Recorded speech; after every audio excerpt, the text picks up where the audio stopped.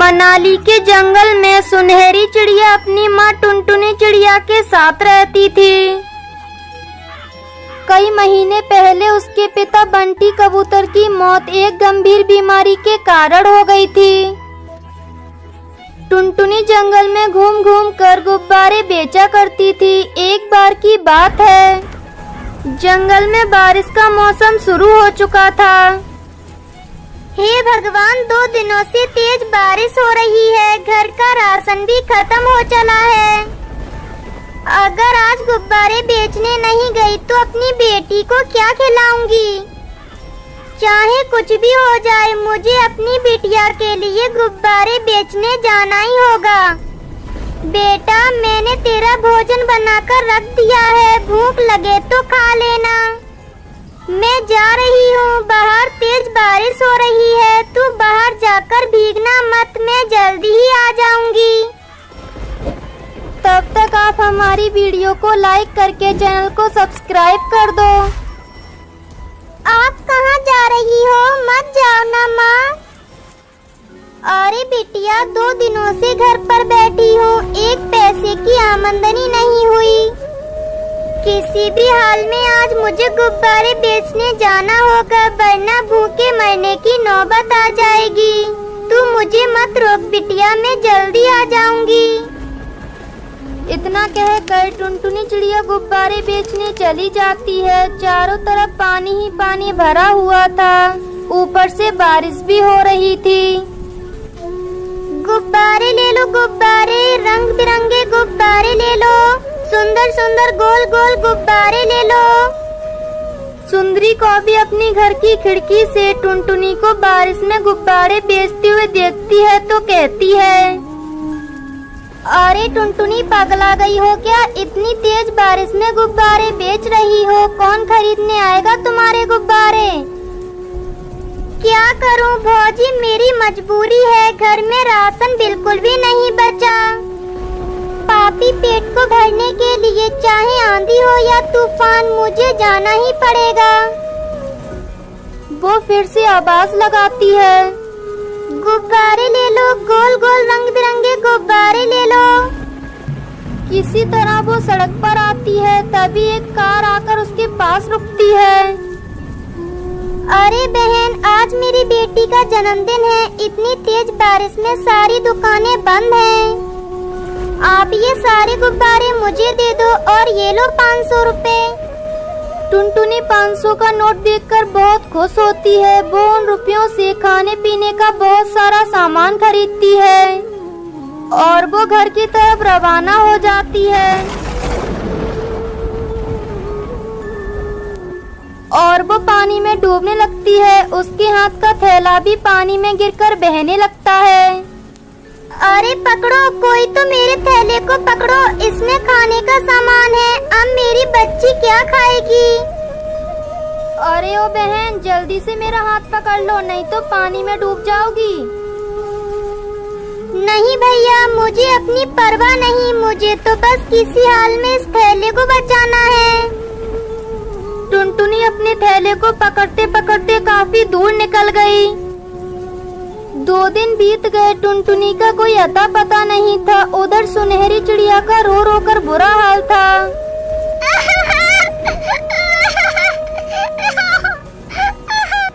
मम्मा, मम्मा कहाँ हो? मुझे डर लग रहा है, मम्मा जल्दी घर आ जाओ। सुनहरी की रोने की आवाज सुनकर सुंदरी को भी उसे अपने घर ले जाती है। तभी तेज बारिश और तूफान से सुंदरी का घर गिर जाता है। अरे सब कुछ इस मनुष्य की वजह से हुआ है, ना ही मैं इसे अपने घर लेकर आती और ना ही मेरा घोंसला टूटता। सुंदरी को भी सुनहरी को पानी में रोता हुआ छोड़कर पास के सुराख में जाकर छिप जाती है।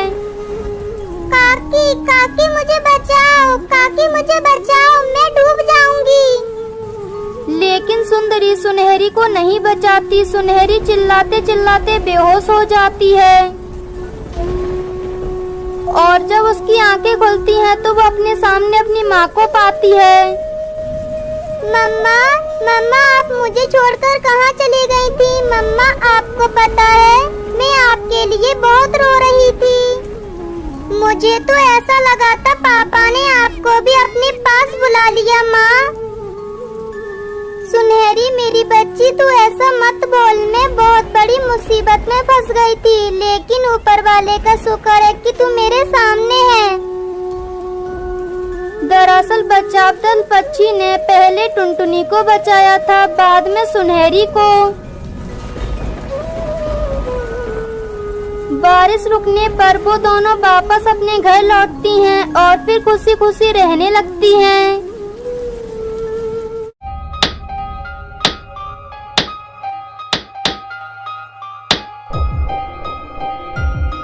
एक जंगल में गोरी कौवी अपने पति के साथ रहती थी। उसका एक बेटा था जिसका नाम कालू था। वो शहर की एक बड़ी कंपनी में काम करता था। एक दिन उसने मीनू नाम की चिड़िया से शादी कर ली और उसे लेकर घर आया। माँ, मैंने अपनी पसंद से शादी कर ली है और आज मैं आप दोनों का आशीर्वाद लेने आया हूँ। बेटा, तुझे हम दोनों का आशीर्वाद कभी नहीं मिलेगा। हमने अपना पेट काट कर तुझे शहर में पढ़ाया। कभी हमने तुझे किसी चीज की कमी नहीं होने दी। आज जब तू अपने पैरों पर खड़ा हो गया तो तूने अपनी मर्जी की शादी कर ली। तूने हम दोनों की इजाजत का भी नहीं सोचा। जा यहाँ से, अब तेरा हमसे कोई रिश्ता नहीं है।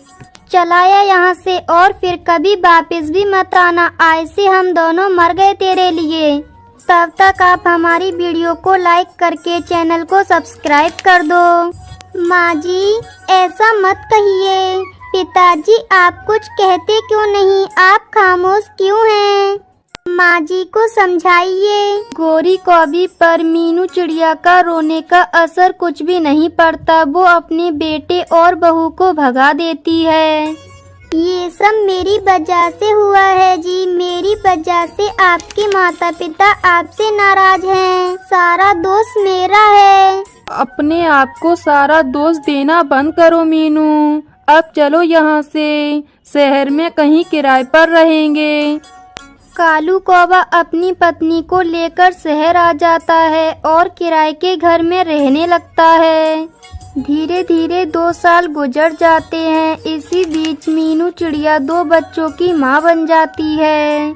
एक दिन जब मीनू चिड़िया लाडो चिड़िया को भोजन करा रही थी, तभी लाडो चिड़िया अपनी माँ से पूछती है, मम्मी, आप तो कहती हो कि हमारी दादी माँ और दादाजी हैं, पर वो कभी हमारे पास क्यों नहीं आते हैं? आएंगे बेटा, वो अभी हमसे थोड़ी नाराज हैं। इस बार जब तुम्हारी गर्मियों की छुट्टी होगी तब हम उनसे मिलने चलेंगे। इस तरह कुछ दिन बीत जाते हैं। एक दिन अचानक कालू कौवा की तबीयत खराब हो जाती है। ऐसा लगता है कि अब मैं नहीं बच पाऊंगा। अगर मैं मर गया तो तुम बच्चों को लेकर माँ पिताजी के पास चले जाना, वो तुम्हें माफ कर देंगे। ये आप क्या अनाप शनाप बोल रहे हो जी? आपको कुछ नहीं होगा। डॉक्टर ने आपको दवा दी है ना, आप जल्दी ही ठीक हो जाएंगे। समय बीतने लगता है लेकिन कालू कौवा की तबीयत में कोई सुधार नहीं होता और एक दिन अचानक उसकी मौत हो जाती है। रोते बिलखते मीनू चिड़िया अपना सामान बांध लेती है। माँ, हम लोग कहाँ जा रहे हैं? बोलो। बेटा, मैं तुम दोनों को तुम्हारे दादा दादी के पास लेकर जा रही हूँ। अब से हम सब वहीं रहेंगे। मीनू अपने बच्चों को लेकर अपने ससुराल पहुँचती है। क्यों री डायन, तुझे हमारे बेटे को खाकर चैन नहीं मिला? अब क्या हम दोनों को खाने आई है? माँ जी, मरते समय आपके बेटे ने मुझे यहाँ आने को कहा था। ये आपके पोता पोती हैं, मैं इन्हें लेकर कहाँ जाऊँ? मुझ पर थोड़ा रहम करके मुझे अपने घर में थोड़ी सी जगह दे दीजिए। एक काम कर, तू मेरे पोते को मुझे दे और तू यहाँ से चली जा। गोरी कौवी मीनू चिड़िया से अपने पोते को छीन लेती है और उसे वहाँ से भगाने लगती है। माँ जी, मैं यहाँ से चली जाऊंगी, लेकिन मेरा बेटा मुझे वापस कर दीजिए। लेकिन गोरी कौवी उसे उसके बच्चे को वापस नहीं करती। हे भगवान, तुम मुझे इतने दुख क्यों दे रहे हैं? मेरा पति भी नहीं रहा और मेरे बेटे को भी मुझसे छीन लिया। माँ, अब हम कहाँ रहेंगे?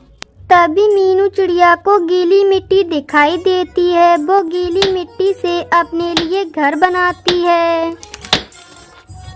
इस तरह मीनू चिड़िया अपनी बेटी लाडो चिड़िया के साथ उस मिट्टी के घर में रहने लगती है।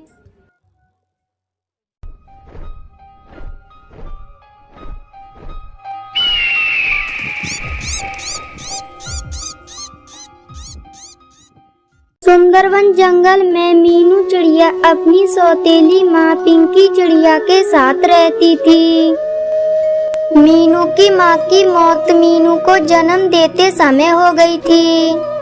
तब मीनू के पिता ने उसकी देखभाल करने के लिए अपनी दूसरी शादी पिंकी चिड़िया से कर ली थी।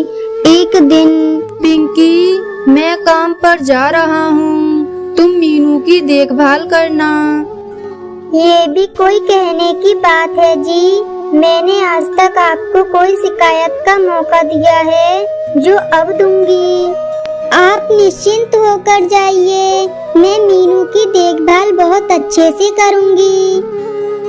उस समय तक मीनू 2 साल की हो चुकी थी।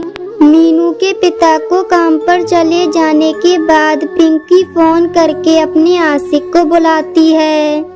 कालू, बहुत अच्छा मौका मिला है। सोनू जंगल अपने काम पर चला गया है। अब वो 2-3 दिन बाद ही लौटेगा। तुम किसी तरह इस लड़की को ठिकाने पर लगा दो। देखो, तुम बात तो ठीक कह रही हो, लेकिन लड़की को ठिकाने पर लगाएंगे तो पड़ोस वाले जान जाएंगे। तो तुम ऐसा करो, इस लड़की को जंगल ले जाकर ठिकाने पर लगा दो। किसी को कुछ पता भी नहीं चलेगा और अपना काम भी हो जाएगा। थोड़े दिन बाद इसके बाप से घोंसला भी अपने नाम करा लूंगी, तब उसे भी ठिकाने लगा देंगे। उन दोनों की ये सब बातें मीनू सुन लेती है। तुम बहुत ही गंदी माँ हो, मैं पापा को सारी बातें बताऊंगी। तुम इन अंकल से मिलकर मुझे और मेरे पापा को मारना चाहती हो।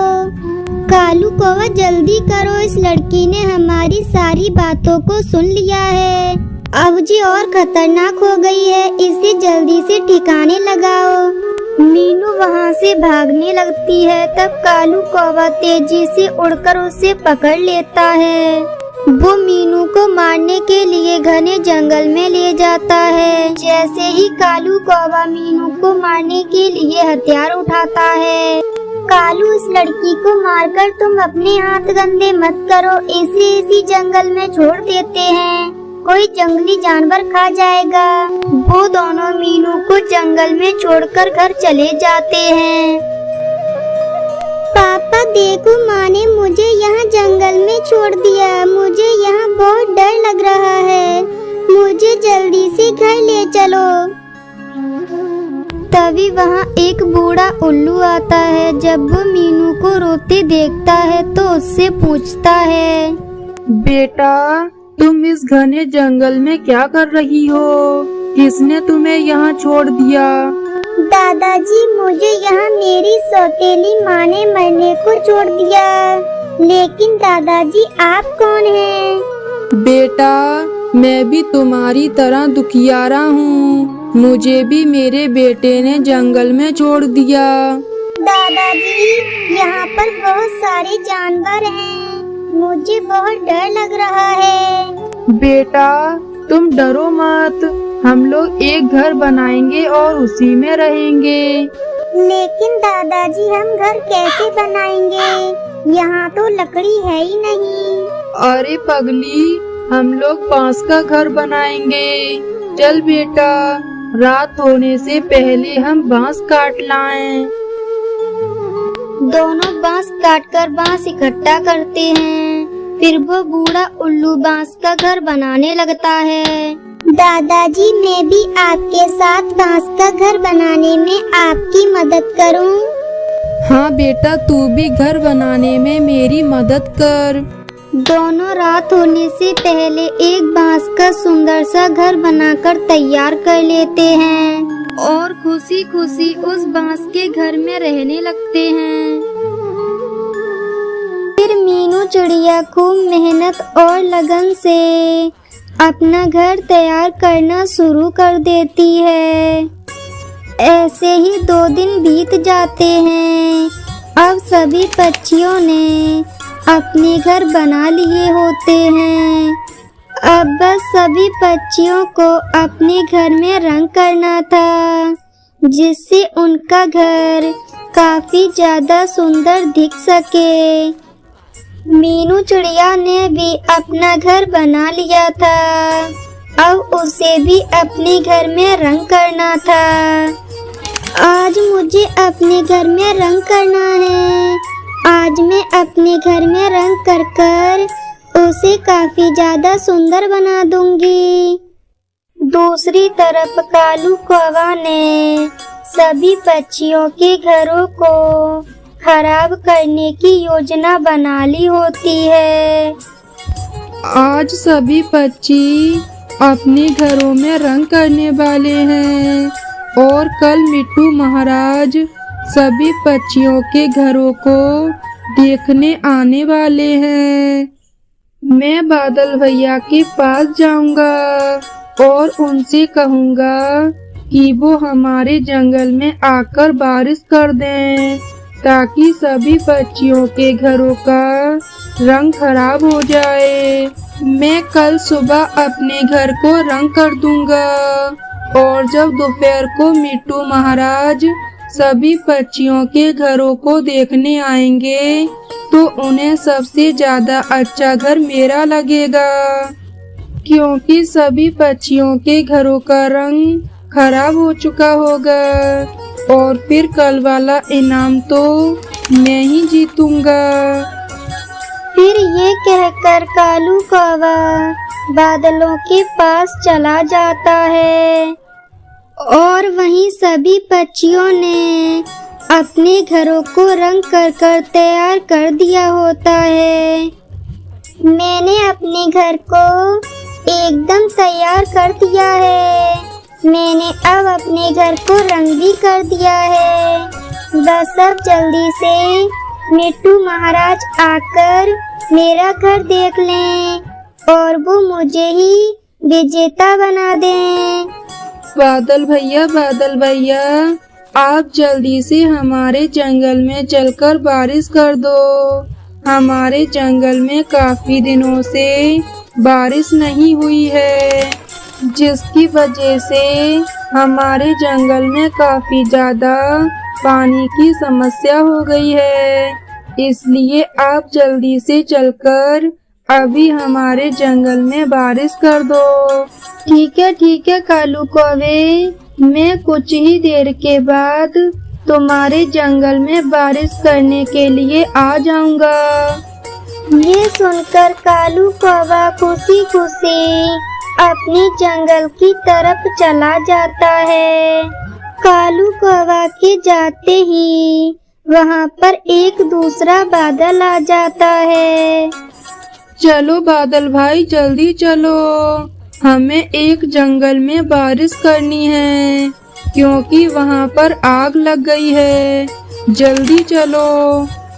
अरे पर मुझे तो तोते महाराज के जंगल में बारिश करने के लिए जाना है। अरे भाई, वहाँ पर किसी और दिन चले जाना, तुम अभी मेरे साथ चलो। वहाँ पर बहुत ज्यादा आग लग गई है, हमें जाकर वो आग बुझानी है। जल्दी चलो। फिर वो दोनों बादल दूसरे जंगल में बारिश करने के लिए चले जाते हैं। सभी पक्षियों ने अपने घरों को रंग कर कर काफी ज्यादा सुंदर बना दिया है, लेकिन अब कुछ ही देर में बादल भैया आकर जंगल में बारिश कर देंगे।